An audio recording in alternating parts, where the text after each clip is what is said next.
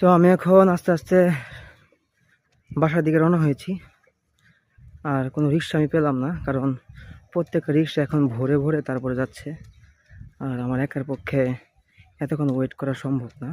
এখান থেকে গিয়ে আবার আরেকটা রিসোর্টে যেতে হবে। তো এখন আমি হেঁটেই রওনা দিছি। আর এখানে ভাই স্টাইল চলবে না, এই জন্য মাফা টাফা সব এভাবে বেঁধে নিছি।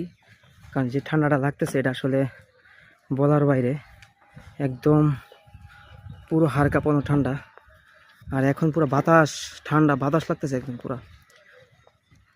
তো যার কারণে একদম মাফলার টাফা সব পেঁচাই নিছি যা আছে কপালে। আজকে আমার মনে হয় আমি সকালবেলা আর বের হবো না।